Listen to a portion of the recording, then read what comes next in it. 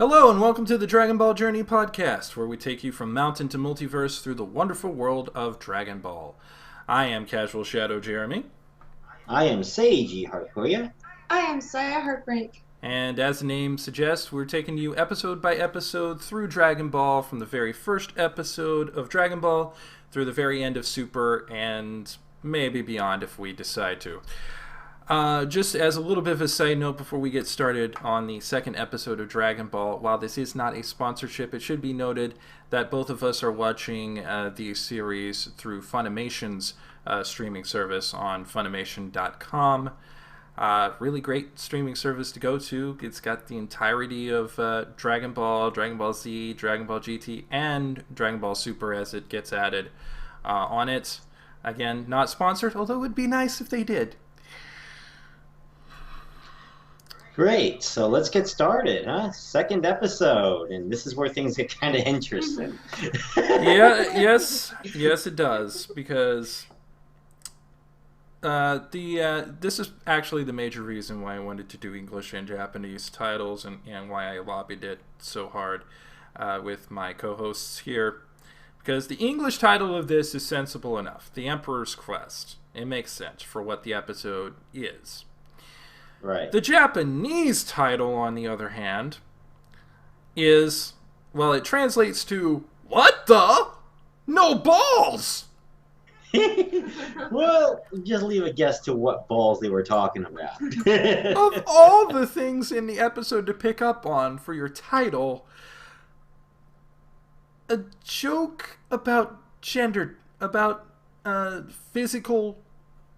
Well, I can't say gender differences, because gender difference is a different thing, but biological sex differences. Oh, so that's what's called biological sex. Gotcha. Oh, and this is another of those episodes where I think to myself, hey, kids, remember when Pilaf was actually significant? Me neither. Let's watch. Yeah, I mean... Yeah, this was back in the day when literally the only villain we knew in this was Emperor Pilaf, and Shu, and Mai. And truly the very bottom of the Dragon Ball villain universe. And while Shu and Mai, even at this stage, were basically Team Rocket before Team Rocket was Team Rocket, Emperor Pilaf actually pretty menacing at this stage, if a complete dork. I don't know about that. I mean, didn't he, like, have his button all the way on the other side of the room? I mean, he really needed to design his palace a little better than that. Yeah, well, dude should have called Mike Holmes. Because somebody clearly cut him a raw deal on building his palace. The other notable thing that I have noticed to this is while Emperor Pilaf wants to rule the world, unlike most one-note villains who just want to rule the world for the sake of having power, Emperor Pilaf actually has a sense of what it would take to actively govern the entire world.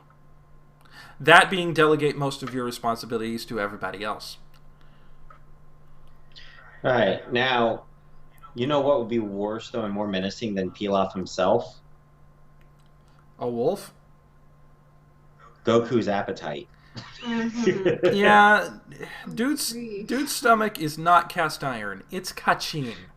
It's a black hole. So Goku eating snakes, wolves, centipedes. Lizards. And trying to present them to Bulma so that she can eat them. And Bulma reacts the way most of us would.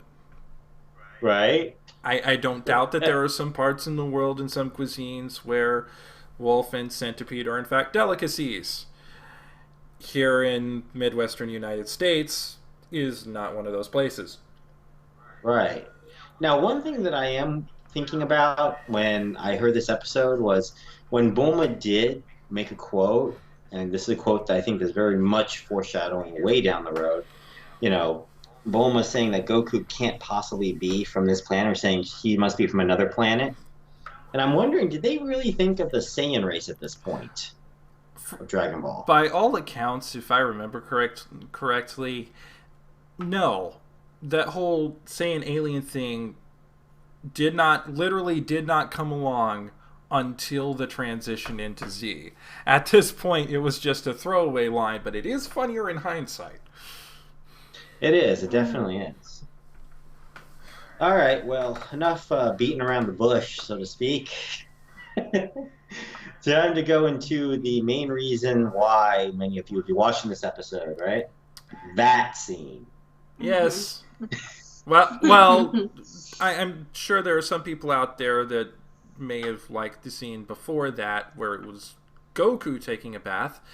Those people generally have to announce themselves when they move into your neighborhood. But yeah, fan service! Yay! Bomb of fan service. Yeah, right. I don't know if it's much fan service per se, though, but to think that that would actually carry on to the next episode was something, something in itself. Let's just put it that way. Yeah. And all joking aside, it is the first really major instance, aside from Goku's immense strength from the first episode, where Bulma finally realizes that there's something very mystical about this boy, and by extension we realize there's something very mystical about him because he has a prehensile tail. Right? Yeah, the tail is actually, that's the one thing, is that, I mean, if it hadn't been very apparent in the last episode of Dragon Ball, it would definitely be apparent now that, yeah, Goku has a tail and actually uses it to do things. Like scrub his extra back. appendage. Right, an extra appendage of sorts. Yeah, and I mean, we did also kind of see it a little bit in the first episode where he used his tail as kind of bait to catch the ginormous freaking fish, but this is the first time that it's obvious that he has already mastered using his tail as an additional appendage. Right. Right. Which, you know, at this point, I mean, it's kind of a given now, but, I mean, back then, it must have been just this weird thing for a lot of people to see on whatever their Saturday morning cartoons is a boy with a tail, and it's like, what is the tail? What is the purpose of that tail? It was when I started watching it. Yeah, that was, yeah, I'm pretty sure that was a lot of people's thought. That was and different.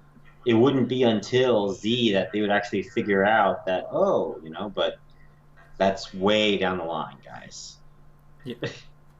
Yeah, I mean, even at this point, if you're watching this for the first time and you don't have any knowledge of the later lore of the series, the tail is just there. It's just there as the additional appendage. Its real significance doesn't come until further on down the line. Yeah, way later. Right. So, I mean, other than that, anything else, guys? Not really, huh? Bulma has no balls. She has no balls. Yeah. I mean, we got through that scene. It was something. I mean, she has balls, but she doesn't have balls, you know? Your balls, they disappear. Well, she has chesticles. True. And then, of course, carrying the turtle around at the end of the episode to take him back to the sea. Gotta take the turtle back to the sea. And the way he checks to see if you're a male or a female by patting you in the crotch. Wow. Well, that's going to be a couple episodes down, but yeah, you'll see that one probably in a couple of episodes, guys. You'll see it in full effect then.